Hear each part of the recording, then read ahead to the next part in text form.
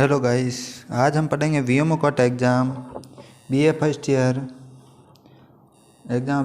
Year Hindi साहित्य का। Paper code है HD01। हिंदी गद्य भाग प्राचीन व मध्यकालीन काव्य के इम्पोर्टेंट क्वेश्चन पढ़ेंगे। पिछले साल पूछे गए क्वेश्चन है जो इस बार पूछने की पूरी संभावना है। पेपर कोड है HD01 जो बीए फर्स्ट ईयर के लिए हैं। और पिछली क्लास अभी ज़रूर देखें जिसकी प्लेलिस्ट बनी हुई है हमारे यूट्यूब चैनल बालाजी क्लासेस ब्री पर। पहला क्वेश्चन है, रामो काव्य किसे कहते हैं? रामो काव्य से अभिप्राय उस साहित्य परंपरा से है जिसमें भगवान राम को आराध्य मानकर उनकी भक्ति भावना आदर्श और मर्यादा का चित्रण किया गया है। यह काव्य सरल सहज भाषा में लिखा जाता है जिसमें भगवान राम के प्रति अनन्य भक्ति और लोक कल्याण की भावना को केंद्र में रखा जाता है। तुलसीदास को रामकाव्य परंपरा का सर्वश्रेष्ठ कवि माना जाता है और रामचरितमानस इस धारा का सबसे प्रमुख ग्रंथ है। अगला है, कृष्ण भक्ति काव्य धारा की किन्हीं दो विशेषता का वर्णन कीजिए। कृष्ण भक्ति काव्य धारा की दो प्रमुख विशेषता कृष्ण के सद्गुण और मधुर रूप उपासना तथा कृष्ण और राधा के लीलाओं का वर्णन। इस काव्य धारा में भक्त ईश्वर के अवतार कृष्ण के रूप में उनके प्रेम और उनकी बाल लीलाओं का अत्यंत हृदयस्पर्शी चित्रण करते हैं। भाषा शैली के रूप में ब्रज भाषा का उपयोग प्रमुखता से होता है क्योंकि कवियों ने इसकी भाषा में कृष्ण के माधुर्य लीलाओं का गान किया गया। अगला क्वेश्चन है, पद्मावत महाकाव्य की भाषा शैली कौन सी है? पद्मावत महाकाव्य अवधी भाषा में लिखा जाता है। कौन सी भाषा? अवधी में। हालांकि इसे मूल रूप से फ्रांसीसी नास्तालिक लिपि में लिखा गया है। अगला क्वेश्चन है, सूफी काव्य परंपरा का एक अन्य प्रचलित नाम बताइए। तो उत्तर है, सूफी काव्य परंपरा का अन्य प्रचलित नाम प्रेम मार्ग शाखा या प्रेमाश्री शाखा है जो प्रेम तत्व की प्रधानता को दर्शाता है। प्रेमाख्यान काव्य परंपरा भी कहा जाता है क्योंकि उनमें प्रेम कथाओं का वर्णन किया गया जाता है। अगला है, तुलसीदास की नवदा भक्ति में श्रवण शब्द का तात्पर्य क्या है? उत्तर है, तुलसीदास जी की नवदा भक्ति में श्रवण का तात्पर्य है ईश्वर के चरित्र गुण लीला महिमा और कथाओं को परम श्रद्धा और अतृप मन से निरंतर सुनना। इसका अर्थ है भगवान की महिमा रूप नाम शक्ति कथाओं का श्रद्धापूर्ण सुनना ताकि मन शुद्ध हो, प्रभु के प्रति प्रेम बढ़े, जैसा कि परिस्थिति सुखदेव में सुना था। अगला क्वेश्चन है, सूरसागर के रचयिता कौन है? सूरसागर ब्रज भाषा में महाकवि सूरदास द्वारा रचे गए कीर्तनों पदों का एक सुंदर संकलन है जो शब्दार्थ की दृष्टि से उपयुक्त और आदरणीय है। प्रश्न अगला, अनुप्रास अलंकार को परिभाषित कीजिए। तो अनुप्रास अलंकार वह शब्द अलंकार है जिसमें किसी काव्य पंडित में एक या एक से अधिक वर्णों की आवृत्ति दोहराव बार बार होती है। इस आवृत्ति से काव्य को संगीतात्मक और सुंदरता प्राप्त होती है जिससे वे सुनने में और भी मनोरंजन लगता है। अलय खंड व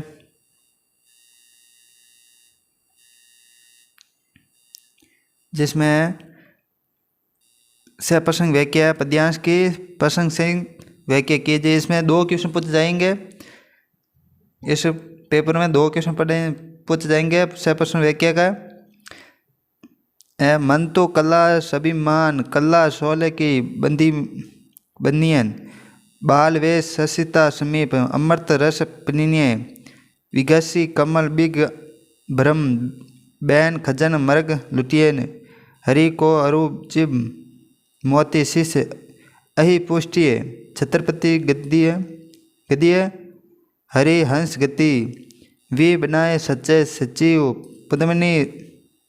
पद्मनीय रूप पद्मावती मनु कौम कामनी चरित्र। इस प्रसंग है प्रस्तुत पद्यांश रीतिकाल कवियों के श्रृंगार प्रदान काव्य धारा का उत्कृष्ट उदाहरण है। इसमें कवि की नायिका और के सौंदर्य को मनोहारी चित्रण किया गया। और इसकी व्याख्या है। कवि कहता है कि नायिका 16 कलाओं से संपन्न है। उसका रूप चंद्रमा के समान शीतल कोमल के प्रतीक होता है। उसको होठ से अमृत रस झरता है। दांत में मोतियों की माला जैसे चमकते हैं।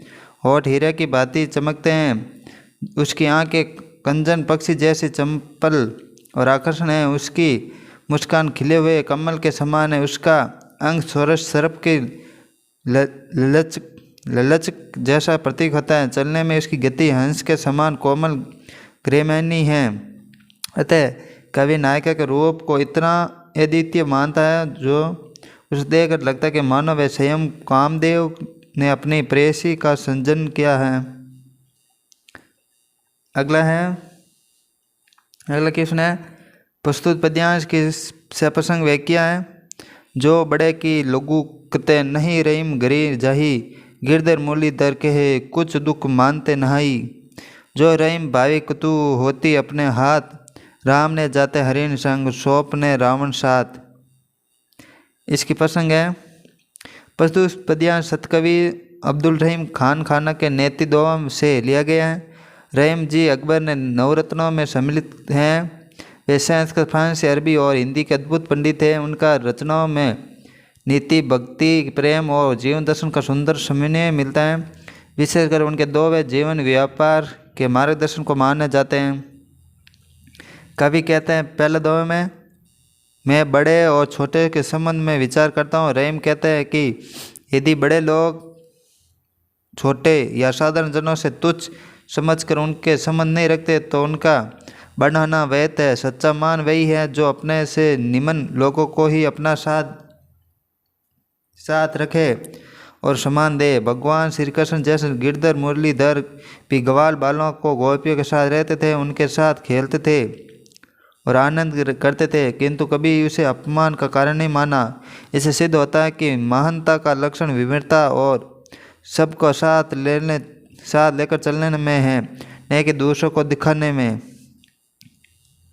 दूसरे दवा में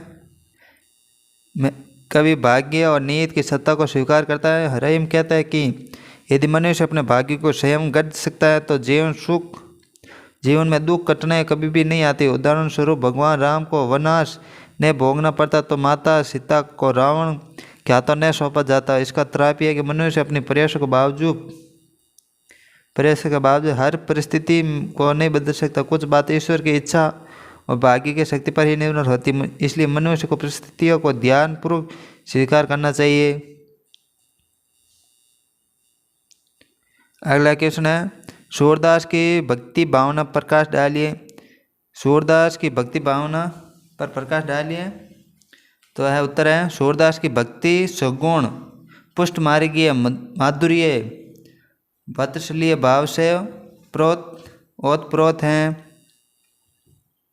जिसमें वे भगवान श्री कृष्ण के प्रति अन्य प्रेम और समर्पण व्यक्त करते हैं। उनकी भक्ति का आधार निर्मल प्रेम, व्यक्तिगत जुड़ाव और कृष्ण की लीलाओं विशेषकर उनके बाद स्वरूप का गायन है। सूरदास ने भक्ति को एक व्यक्तिगत यात्रा के रूप में देखा, जहाँ भक्त और भगवान के बीच प्रेम, आत्मीयता और सेवा भाव सर्वोपरि होता है। उनकी रचना उस भाव की गहराई को दर्शाती हैं। भक्ति के प्रमुख तत्व है सगुण भक्ति और कृष्ण लीला। सूरदास की भक्ति सगुण ईश्वर विशेषकर भगवान श्री कृष्ण के प्रति समर्पित हैं। उनकी रचना कृष्ण की बाल लीलाओं का मनोहारी चित्रण करती है, जिससे उनकी भक्ति का गहरा अनुभव होता है। वात्सल्य माधुर्य भाव। सूरदास की भक्ति में माँ बेटे के स्नेह और प्रेमिका के प्रेम माधुर्य भाव का अद्भुत मिश्रण है। यशोदा के कृष्ण के प्रति प्रेम और गोपियों के कृष्ण के प्रति समर्पण और उनके पदों की गहराई का दर्शाया गया है। और पुष्टि मार्ग भक्ति। सूरदास ने वल्लभाचार्य के पुष्टि मार्ग को अपनाया, जिसमें भगवान की सेवा को भक्ति प्रमुख अंग माना गया। इस मार्ग में भक्त भगवान की सेवा करता है, उसमें आत्म रूप से निवास करने वाले पुरुषोत्तम की भक्ति करता है। निर्मल प्रेम और समर्पण। सूरदास की भक्ति में किसी भी तरह के अनबर और या भौतिक दिखावा का अभाव है। यह हृदय से निकलना निर्मल भावनात्मक प्रेम है जो भक्त को भगवान के प्रति समर्पित करता है। शक्य भाव, सूरदास की भक्ति में शक्य भाव भी हैं, जहाँ भक्त भगवान को अपना सखा मानता है, उनके साथ ही आत्मीय संबंध स्थापित करता है। आत्म समर्पण, उनकी भक्ति का आधार भक्त का ईश्वर के प्रति संपूर्ण समर्पण है। वे ईश्वर को अपने हृदय का सबसे प्रिय मानते थे। उन्होंने अपना जीवन कृष्ण भक्ति में समर्पित कर दिया गया। अगला प्रश्न है, दादू दयाल की काव्यगत विशेषता पर प्रकाश डालिए। उत्तर है, दादू दयाल की काव्य की प्रमुख विशेषता उनकी सहज, सरल और जनोन्मुखी भाषा, निगुण ईश्वर के प्रति व्याकुलता का भाव, अनबरों का खंडन, मानवतावाद, हिंदी राजस्थानी का मिश्रण, इस्लामी साधना का संबंध का प्रयोग उनकी रचना आध्यात्मिक मार्गदर्शन का प्रदान करती है। उनके समाज दर्शन सामाजिक रूढ़ियों का खंडन, मानव एकता पर जोर दिया गया। भाषा और शैली, सहज और सुगम भाषा, दादू दयाल ने अपनी बात जन सामान्य तक पहुंचाने के लिए अत्यंत सहज और सरल भाषा का प्रयोग किया। मिश्रित भाषा, उनकी भाषा पश्चिमी राजस्थान से परिवर्तित हिंदी है, जिसमें अरबी फ्रांसी के शब्द प्रचुर मात्रा में मिलते हैं, लेकिन फिर भी वे सुगम हैं। अनुभव की प्राथमिकता, कबीर की तरह दादू भी अनुभव का परिणाम मानते थे और उनके जीवन के व्यापक अनुभव से शब्दों, मुहारों, सरदस्यों का भंडार उनकी कविता में मिलता है। भाव और दर्शन, निगुण भक्ति, उन्होंने निगुण और निराकार ईश्वर को अपनी व्यक्तिगत भावनाओं का विषय बनाया। उनके प्रति अगाध प्रेम, व्याकुलता को व्यक्त की।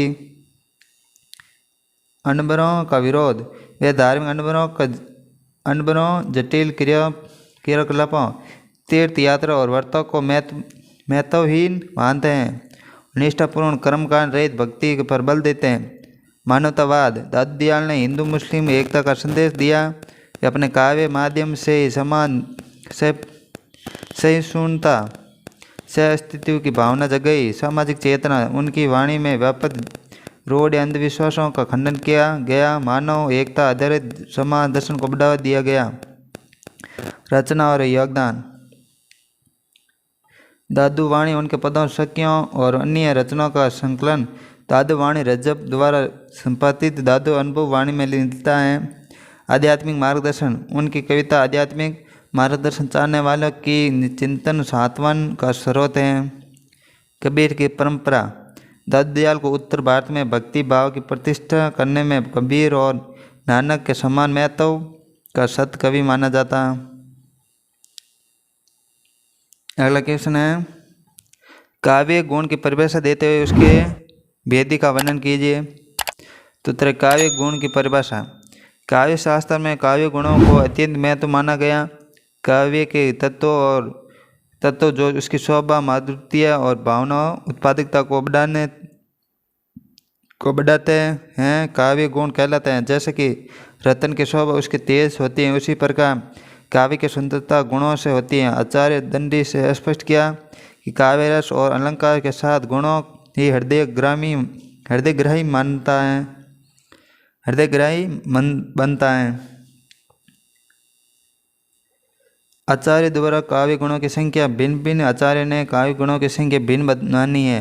भरतमुनि और दंड ने 10 गुण माने हैं, और भाम ने 3, आनंदवर्ध के 4, आचार्य मम्मट ने केवल 3 गुणों को मान्यता दी। आज के समय में प्राय मम्मट द्वारा बताए गए 3 गुण सर्वमान्य माने जाते हैं। माधुर्य गुण, जब काव्य की भाषा कोमल, सरल, मधुर होती है तथा उसमें भाव की कोमलता प्रकट होती है, तब माधुर्य गुण का अनुभव होता है। यह गुण विशेषकर श्रृंगार और करुण रस की अभिव्यक्ति को प्रभावशाली माना जाता है। विद्यापति, जयदेव और गणानंद की काव्य रचनाएं माधुर्य गुण का श्रेष्ठ उदाहरण हैं। ओज गुण, जहाँ भाषा में उत्साह, पराक्रम और शक्ति का संचार होता है और शब्दों में कठोरता का प्रभाव होता है, वहाँ ओज के गुण की प्रधानता रहती है। यह गुण मुख्य वीर, रौद्र रस की अभिव्यक्ति के लिए उपयुक्त हैं। चंद्रवरदयी आल्हाखन काव्य में ओज गुण का स्पष्ट रूप से प्रकट होता है। प्रसाद गुण काव्य में सबसे सुंदर सहज गुण प्रसाद है। जब भाषा इतनी सरल और स्पष्ट होती है तो पाठक श्रोता बिना किसी कठिनाई के उसका अर्थ समझ ले, तब वहाँ गुण विद्यमान होता है। यह गुण सभी रसों के उपयोग तुलसीदास द्वारा कबीर रचनाएं प्रसाद गुण उत्कृष्ट उदाहरण प्रस्तुत करती हैं। इस प्रकार काव्य गुण काव्य की आत्मा और माधुर्य गुण से उसमें कोमलता और सरलता आदि हैं, सरसता आती हैं। ओज गुण से उत्साह और शक्ति संचार होता है तथा प्रसाद गुण से भाषा सरल बोधगम्य बनती है। उन गुणों को उपस्थिति ही काव्य को संपूर्ण प्रभावशाली हृदयग्राही बनाती है। आल्हाखंड से। और आगे बढ़ने से पहले एक बार हमारे YouTube channel Balaji classes bridge को सब्सक्राइब कर लें। वीडियो अच्छा लगे लाइक कमेंट शेयर ज़रूर करें और हमारे टेलीग्राम ग्रुप भी ज्वाइन ज़रूर करें। प्रश्न है, मीरा की भक्ति भावना पर एक लेख लिखिए। उत्तर है, मीरा की भक्ति भावना पर लेख। तो उत्तर है, व्यक्तिकालीन संत कवियों में मीरा का स्थान अत्यंत ऊंचा विशिष्ट है। उन्होंने अपने काव्य और जीवन के माध्यम से जिस भक्ति का स्वरूप प्रस्तुत किया जो संपूर्ण भारतीय भक्ति साहित्य में अनुप है। मीरा ने अपना संपूर्ण जीवन कृष्ण भक्ति में समर्पित किया दिया। उनकी भक्ति केवल भावनात्मक नहीं बल्कि जीवन व्यवहार की ठोस साधना है। मीरा की भक्ति भावना का मूल स्वरूप एकनिष्ठ और आत्मसमर्पण परक है। वे केवल श्री कृष्ण को अपना पति राय दे और जीवन उद्धार मानती थी। शारीरिक बंधनों परिवार के राज्य के वैभव को उन्होंने त्याग कर कृष्ण मूर्ति में ही अपने जीवन की आर्थकता खोजी। मीरा की यह भक्ति माधुर्य भाव की भक्ति कही जाती है जिसमें भक्त स्वयं को प्रेमिका भगवान को प्रियतम के रूप में अनुभव करता है। उनकी भक्ति में वीर की पीड़ा का गहरा स्वरूप मिलता है। कृष्ण से मिलने की उत्कंठा और वियोग की वेदना ने उनके काव्य अद्भुत करुणा माधुर्य प्रदान किया। यही कारण है कि मीरा की रचना में कृष्ण के रूप सौंदर्य लीलाओं और नाम स्मरण का अत्यंत महत्व है। मीरा में भक्ति सामाजिक विद्रोह का भी स्वर दिखाई देता है। उन्होंने स्त्री जीवन की रूढ़ियों राज दरबार मर्यादाओं कुलीनता की परंपरा को तोड़कर केवल श्री कृष्ण को अपनाया। वे अपने समय की परंपराओं की चुनौती बन गई क्योंकि उन्होंने यह सिद्ध किया कि सच्चा प्रेम और सच्ची भक्ति ही किसी बंधन में नहीं रह सकती। उनकी भक्ति का एक ही महत्वपूर्ण पक्ष था आत्मबल आध्यात्मिक साहस। मीरा ने अनेक बार बाधाएं दी गई विष का प्याला दिया परंतु उनकी अटूट श्रद्धा और ईश्वर निष्ठा की हर कठिनाई के निरर्थक कर दिया। उनका विश्वास था कि जब तक हृदय सच्ची भक्ति है तब तक कोई शक्ति भक्त को परास्त नहीं कर सकती। और अतः यह कहा जा सकता है कि मीरा की भक्ति भावना आत्मसमर्पण वीर्य वेदना माधुर्य अटूट विश्वास की प्रतीक है। उन्होंने भक्ति का केवल साधन ही नहीं बल्कि जीवन को जीने का मार्ग बना दिया। इसी कारण आज भी उनके पद गीत लोक मानस को इतना भाव विभोर करते हैं जितना उनका समय में किया करते थे, जितना उनके समय में किया जाता था। अगला क्वेश्चन है, भक्ति काल की परिस्थितियों का वर्णन करते हुए तुलसीदास की भक्ति की सार्थकता सिद्ध कीजिए। भक्ति काल की पृष्ठभूमि में सामाजिक धार्मिक अशांति आर्थिक कठिनाइयाँ राजनीतिक अस्थिरता भी थी जिसमें जाति प्रथा पाखंड और नैतिक पतन के समाज को जकड़ रखा था। इसी विकट परिस्थिति में तुलसीदास ने रामचरितमानस के माध्यम से भक्ति को घर घर पहुंचाकर लोक मंगल और सामाजिक चेतन का प्रसार किया। उनकी भक्ति की सार्थकता उनके सावंत सुखाय से लोक सुखाय तक ही विचार में ने जब वह सामाजिक असमानता और पाखंड को समाप्त कर हर वर्ग के लिए कल्याणकारी समयवादी और निश्चल भक्ति का आदर्श प्रस्तुत करते हैं। भक्ति काल की परिस्थितियाँ सामाजिक विषमता और पाखंड समाज में जाति पाति ऊंच नीच भेदभाव अत्यधिक प्रबल था और धार्मिक आध्यात्मिक क्षेत्र में कर्मकांड पाखंड का बोलबाला था। संत साधु भी लोभ और दब में लीन थे जिससे उन नैतिक पतन हो रहा था। आर्थिक संकट में विदेशी आक्रमणों और सीमांतों कि लूट कसौट के कारण प्रजा गरीबी प्रभाव और आजीविका के लिए निरंतर संघर्ष की जा रही थी। धार्मिक संकट या असंतोष तत्कालीन हिंदू धर्म में यज्ञ और कर्मकांडों के विकृतियों और पाकट फैल रहा था, जिसके विरुद्ध बौद्ध धर्म का प्रसार हुआ। सांप्रदायिक तनाव मुस्लिम शासन की स्थापना के कारण एक और हिंदुओं पर दबाव था। वे दूसरे और शिया सुन्नियों के बीच टकराव भी मौजूद था। तुलसीदास की भक्ति की साधकता। तुलसीदास ने इस विपरीत परिस्थिति में अपने साहित्य और भक्ति के माध्यम से गहरी प्रशंसा सिद्ध की। लोक मंगलकारी भक्ति। उन्होंने भगवान राम के लोक मंगलकारी रूप को प्रतिष्ठित किया। व्यक्ति एवं समाज कृतियों के उच्च आदर्शों का आस्था जगाई। साम्यवादी दृष्टि। तुलसी ने धर्म समाज साहित्य के क्षेत्र में संयम स्थापित किया। सामाजिक विषमता को दूर करने का प्रयास किया। हर प्रकार के पतन विरोध का ये व्यापक चेतना का प्रसार किया। सामंत सुखाय के लोग सुखाय। उनका साहित्य केवल व्यक्तिगत भक्ति तक ही सीमित नहीं था, बल्कि उन्होंने अपने स्वांत सुखाय स्वयं के सुख के लिए विचार को लोक सुखाय लोगों के सुख के लिए में बदल दिया। सामाजिक समानता का धर्म संदेश। रामचरितमानस के माध्यम से उन्होंने घर घर तक राम की भक्ति को पहुंचाया और एक ऐसा मार्ग दिखाया जहां सभी लोग, चाहे वे किसी जाति या वर्ग का हो, एक साथ भक्ति कर सकते हैं। नैतिक और चारित्रिक आदर्श। उन्होंने नैतिक पतन और अनैतिकता का मर्म भेदी वर्णन करते हुए सदाचार, दान और दया जैसे सद्गुणों का महत्व समझाया। दासी भाव की भक्ति की श्रेष्ठता सिद्ध की। अगला क्वेश्चन है, रीति मुक्त काव्य धारा किसके कहते हैं? रीति मुक्त काव्य धारा किसे कहते हैं? प्रमुख कवि घनानंद की काव्यगत विशेषता वर्णन कीजिए। पन्नानंद। तो उत्तर रीति मुक्त काव्य धारा में पन्नानंद की काव्य विशेषता। हिंदी साहित्य के रीतिकाल में अधिकांश कवियों के रीति सिद्धों का अनुसरण करते हुए काव्य की रचना की। वे कुछ कवियों ने उस बंधन को अस्वीकार कर स्वतंत्रता और भाव काव्य रचना की। उन कवियों के काव्य धारा को रीति मुक्त काव्य धारा कहा जाता है।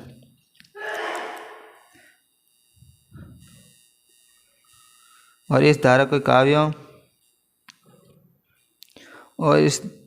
काव्यों कवियों के काव्य की कृत्रिमता से मुक्त कर भक्ति, मानवीय संवेदनाओं और जीवन की सच्चाई से जोड़ा। रीति मुक्त काव्य धारा के महत्वपूर्ण कवियों में पन्नानंद का नाम उल्लेखित है। पन्नानंद का काव्य भावों को सहज अभिव्यक्त को द्योतक हैं। उनके काव्य में भक्ति का गहन स्वर मिलता है। वे विशेष रूप कृष्ण भक्ति के अनुप्राणित थे। उनके पदों गोपियों का विरह कृष्ण के माधुर्य भावनात्मक चित्रण को देखने को मिलता है। पदानंद के काव्य की भाषा सरल और लोग लुब्ध हैं। इसमें ब्रज भाषा का मधुर रूप मिलता है, जनमानस का सहज आकर्षित करता है। उनके काव्य में अनबर का शास्त्रीय पांडित्य का बोझ नहीं है, बल्कि हृदय की सच्ची भावना का सहज रूप व्यक्त हुई। उनकी रचनाओं के धार्मिक और नैतिकता का भाव भी प्रबल है। उन्होंने शारीरिक मोहमाया का क्षण भंगुर बताया, ईश्वर भक्ति को जीवन का परम उद्देश्य स्वीकार किया। साथ ही उनके पद संगीतात्मक और गहतिया से परिपूर्ण हैं। इसके कारण वे आज भी गाने गुनगुनाने योग्य लगते हैं। यह अस्पष्ट है कि पन्नानंद की काव्यधारा की रीतिकालीन अनबरपूर्ण काव्य से भिन्न भक्ति, माधुर्य, सरलता से युक्त है। उन्हें काव्य को रीति के बंधन से मुक्त कर जीवन और भक्ति की भावना को संपन्न किया। अगला क्वेश्चन है, कबीर की सामाजिक चेतना का वर्णन और व्याख्या करें। कबीर की सामाजिक चेतना उनके लेखन में स्पष्ट रूप से दिखाई देती है, जिसमें उन्होंने सामाजिक और व्यापकता, कुरीतियाँ, अंधविश्वास और धार्मिक पाखंडों का जोरदार खंडन किया। उन्होंने मानवता, सच्चाई, ईश्वर की भक्ति का संदेश दिया। और कबीर की सामाजिक चेतना का मुख्य पहलू। सामाजिक समानता। कबीर ने जाति व्यवस्था को और ऊंच नीच के भेदभाव का विरोध किया, यह कहते हुए कि सभी मनुष्य एक ही ईश्वर की संतान है और समान है। अंधविश्वास और कर्मकांडों का विद्रोह। उन्हें मूर्ति पूजा, मंदिर, मस्जिद, धार्मिक कर्मकांडों का दिखावा माना है। कहा कि ईश्वर हर जगह मौजूद है और उसे सच्चे दिल से खोजने की आवश्यकता है। मानवता और प्रेम का संदेश। कबीर ने प्रेम, भाईचारा और मानवता का संदेश दिया और लोगों को अहंकार छोड़ने के लिए और सभी भले की कामना करने के लिए प्रेरित किया। सामाजिक सुधार। कबीर ने समाज के व्यापक बुराई जैसे छुआछूत, अंधविश्वास और रूढ़िवादिता का विद्रोह किया और लोगों को जागरूक करने का प्रयास किया। हिंदू मुस्लिम एकता। कबीर ने हिंदू मुस्लिम धर्मों को व्यापक कुरीतियों का विद्रोह किया, दोनों समुदाय के बीच एकता का संदेश दिया। भाषा का प्रयोग। कबीर ने अपनी बात को सीधे सरल भाषा में लोगों तक पहुंचाया, जिससे उनके संदेश को आसानी को समझा जा सके। कबीर की सामाजिक चेतना तत्कालीन समाज के एकजुट कर दिया, लोगों को एक नई दिशा दिखाई। उनके उपदेश आज भी प्रासंगिक हैं और लोगों को समानता, प्रेम, मानवता का संदेश देते हैं। अगला क्वेश्चन है, संत काव्य धारा की प्रमुख विशेषता का वर्णन कीजिए। संत काव्य धारा की प्रमुख विशेषता का वर्णन कीजिए। तो उत्तर है, संत धारा की प्रमुख विशेषता है। संत काव्य धारा की प्रमुख विशेषता। हिंदी साहित्य के भक्तिकार संत काव्य धारा का विशेष महत्व है। यह धारा मुख्य रूप से निर्गुण निराकार ईश्वर की उपासना पर आधारित है। संत कवियों का विश्वास था परमात्मा सर्वव्यापी, इसका कोई भी रूप, आकार, मूर्ति नहीं है। वे मंदिर, मस्जिद या किसी विशेष स्थान तक सीमित नहीं मानते थे। उनके अनुसार ईश्वर प्रत्येक प्राणी के हृदय विद्यमान है। उनकी प्राप्ति बाहरी कर्मकांडों से नहीं बल्कि सच्चे भक्ति, सत्य आचरण, निष्कपट रूप से संभव है।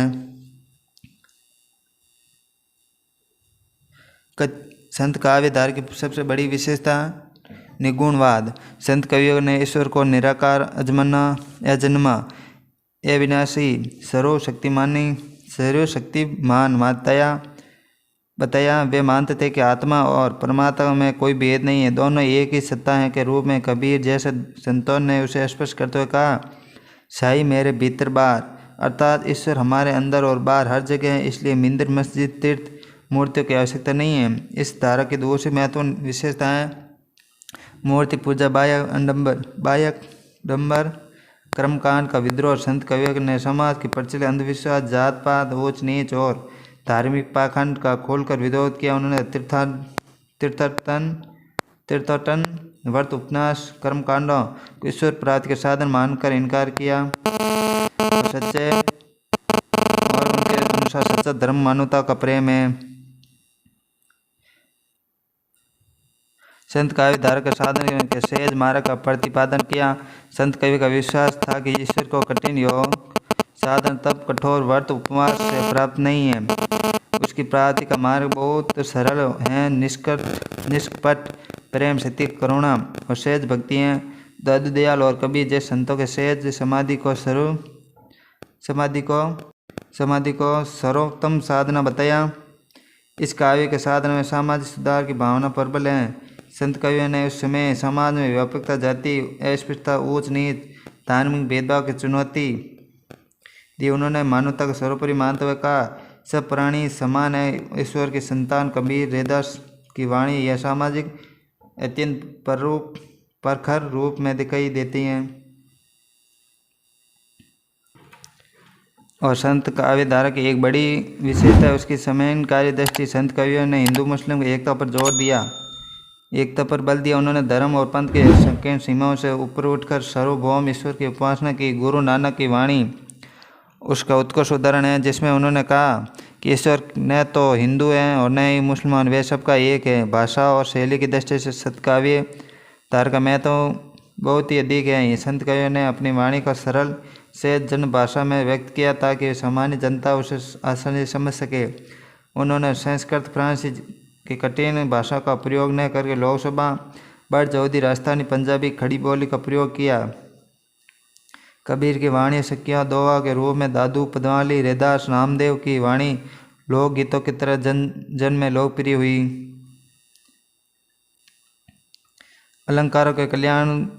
अलंकारों और कल्पना की दृष्टि से संत काव्य धारा अत्यंत सरल हैं, जिस श्रृंगार वीर विलास कल्पना का स्थान नहीं है, बल्कि आत्मानुभूति सादगी और व्यवहारिक सत्य का चित्रण मिलता है।